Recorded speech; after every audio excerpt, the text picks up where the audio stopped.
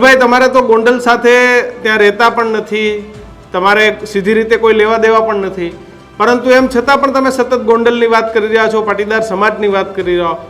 શું કામ, કયું એવું કારણ છે કે તમારે સુરતથી બોલવું પડે છે? તો કે ગોંડલ ઉપર કોઈ ઊભો રહેશે તો મારો પરિવાર ઊભો રહેશે. કોઈનામાં તાકાત હોય તો ઊભીને બતાવે. ગોંડલની સીટ ઉપર લાડુ પાડવાનું બંધ કરી દે. કોઈ ઉગશે તો અમે બતાવશું તો કેટલી વિશે શો થાય. એટલે અલ્પેશ ઢોલરિયાની વાત કરો છો, જે રીતે અલ્પેશ ઢોલરિયા પણ તમારી જેમ પાટીદાર સમાજના નવલોહિયાળ યુવાન છે, અને એમને આ વાત કરી છે પાટીદાર સમાજને ગોંડલની ભર બજારે. એટલે એ અલ્પેશભાઈ જે જાડેજા છે, કથિત પાટીદાર, હું જાડેજા જ કહીશ. એને ઢોલરિયા છે, અલ્પેશ ઢોલરિયા છે ભાઈ, પટેલ છે. હા, એ જે અલ્પેશભાઈ જાડેજા, કારણ કે એમને તો કીધું છે કે ભાઈ મારા બાપ સમાન છે, તો બાપની સરનેમ તો આપણે લગાડી શકીએ, એમાં શું મોટી વાત છે. કે ચંદુભાઈ વઘાસિયા 2 ટર્મથી જીતેલા ભાઈ જાડેજાને હરાવી એને જ એમએલએ બન્યા હતા, અને પછી એમનું લોહિયાર મર્ડર કરાવીને જ આ જાડેજા ભાઈ ફરીવાર એમએલએ બન્યા છે. કોની ઉપર ડર બેસી રહ્યો છે?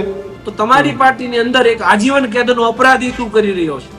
તમારી પાર્ટીની અંદર એ આજીવન કેદના અપરાધીનો દીકરો, જેની ઉપર 9 એફઆઈઆર છે, જેને એક પણ સમાજ બાકી નથી રાખ્યો, એ પછાત વર્ગ હોય એની ઉપર અત્યાચાર કર્યો છે, ઓબીસી સમાજે મારપીટ કરી છે, જનરલ વર્ગ અને જાટ સમુદાયમાં હમણાં મર્ડરનો આરોપી છે, તો એવા વ્યક્તિઓ, રીઢા ગુનેગારો તમારી પાર્ટીની અંદર શું કરી રહ્યા છે? 2021 વિધાનસભામાં પણ ત્યાંથી પાટીદાર સમાજનો ઉમેદવાર ન હતો. કારણ શું? ત્યાં કોઈ પટેલ તૈયાર નથી થતા લડવા માટે?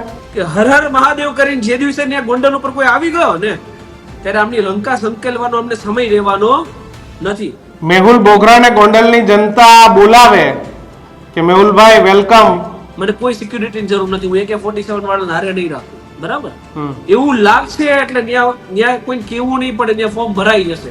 એટલે કોઈને વેમ ના રાખવો કે ગોંડલ સીટ અમારા બાપની જાગીર છે. પણ આ જે ફાકા ફોજદારી કરીને જે ભયનો માહોલ ફેલાવવાનો તમે ધંધો કરો છો કે કેટલી વિશે શો થાય ને, અરે ભાઈ 5 વિશે શો થાય, આખા ગામને ખબર પડે. એ બધું રહેવા દો, એ બધું બહુ જૂનું થઈ ગયું. ગૃહમંત્રી જો આટલી બધી મોટી હોશિયારી મારતા હોય કે 100 કલાકમાં લિસ્ટ બનાવી દઈશું, બુલડોઝર ચલાવી દઈશું, મકાન તોડી પાડશું, ગુંડા તત્વોને મૂકશું નહીં, તો મોટા ગુંડા તત્વો તો ગોંડલમાં જ છે. શું લાગે છે આગામી સમયમાં ત્યાં કોઈ પરિવર્તન દેખાય છે કે પછી આ જ રીતે સમાધાનો? એમ કહેતા જ નથી કે આને કોને મારી નાખ્યો, પણ તપાસ તો થાય કે આની સાથે કોને આ કૃત્ય કર્યું. પ્રશ્ન છે, પોલીસે એ તપાસ કરવાની ના પાડી દે.